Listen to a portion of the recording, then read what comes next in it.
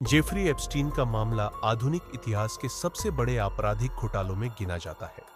वह केवल एक अमीर कारोबारी ही नहीं था, बल्कि राजनीति, व्यापार और मनोरंजन की दुनिया के बेहद प्रभावशाली लोगों से उसके संबंध थे। इसी वजह से उसका नेटवर्क लंबे समय तक छिपा रहा और कई सालों तक उस पर कोई बड़ी कार्रवाई नहीं हुई। एप्स्टीन का जन्म 1953 में न्यूयॉर्क के एक सामान्य परिवार में हुआ था। उसने कॉलेज की पढ़ाई पूरी नहीं की, लेकिन गणित और विज्ञान में अच्छा था। शुरुआत में वह एक स्कूल में शिक्षक बना। बाद में उसने फाइनेंस की दुनिया में कदम रखा और बहुत जल्दी अमीर लोगों के लिए निवेश सलाहकार बन गया।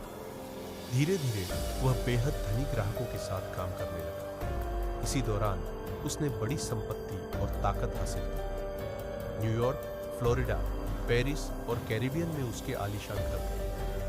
1998 में उसने लिटिल सेंट जेम्स नाम का निजी द्वीप खरीदा। यह जगह आम लोगों की पहुंच से दूर थी। वहां उसने बड़े बड़े भवन, गेस्ट हाउस और सुरक्षा व्यवस्था बनाई। बाद में उसने पास का ग्रेट सेंट जेम्स भी खरीद लिया, ताकि कोई बाहरी व्यक्ति पास न आ सके। इस द्वीप पर आने जाने का एकमात्र साधन उसका निजी विमान या हेलीकॉप्टर था। यही कारण था कि यह जगह लंबे समय तक बाहरी दुनिया से लगभग छिपी रही। जांच एजेंसियों और अदालत में सामने आए दस्तावेजों के अनुसार एप्स्टीन का एक संगठित नेटवर्क था। लड़कियों को नौकरी, मॉडलिंग या पैसे का लालच देकर बुलाया जाता था। उन्हें पहले शहरों में रखा जाता, फिर उसके घरों या द्वीप पर ले जाया जाता। कई मामलों में कहा गया कि उनसे संपर्क सीमित कर दिया जाता था।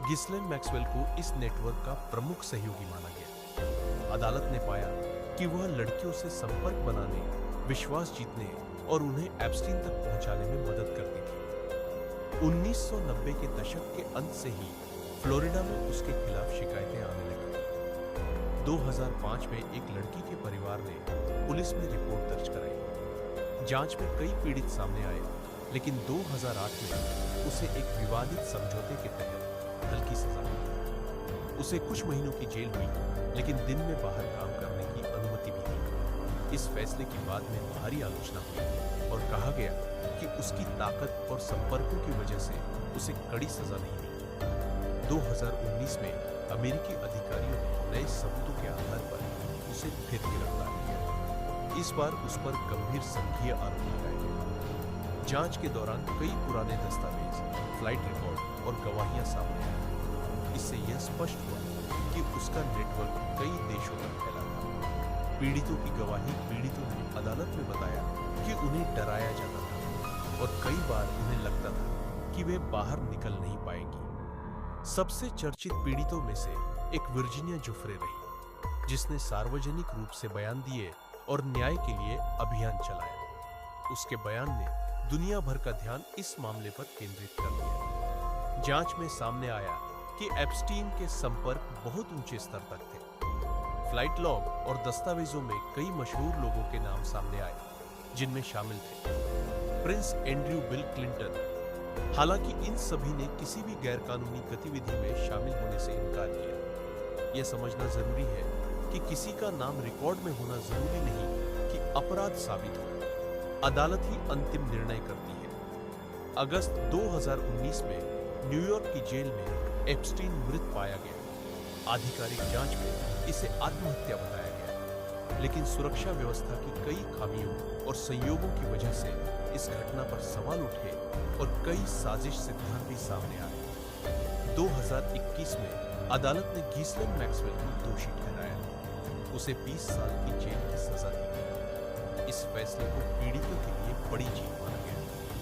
द्वीप का वर्तमान हाल एप्स्टीन की मौत के बाद उसके द्वीपों को बेच दिया गया। आज वे निजी संपत्ति है और वहां सामान्य लोगों का प्रवेश नहीं है। हालांकि जांच एजेंसियों ने वहां से कई सबूत जुटाए थे, जो कोर्ट केस में इस्तेमाल हुए। दुनिया पर असर इस मामले ने कई बड़े मुद्दों को उजागर किया। ताकत और पैसे का दुरुपयोग, मानव तस्करी के नेटवर्क, न्याय व्यवस्था की कमजोरियां, पीड़ितों की आवाज को दबाया जाना। इसके बाद दुनिया भर में मानव तस्करी और यौन अपराधों के खिलाफ कानूनों को मजबूत करने की मांग बढ़ी। एप्स्टीन का मामला केवल एक व्यक्ति की कहानी नहीं है, बल्कि यह दिखाता है कि कैसे प्रभाव, पैसा और डर के जरिए अपराध लंबे समय तक छिपाए जा सकते हैं। आज भी कई पीड़ित न्याय के लिए लड़ रहे हैं और अदालतों में संबंधित मामलों की सुनवाई जारी है।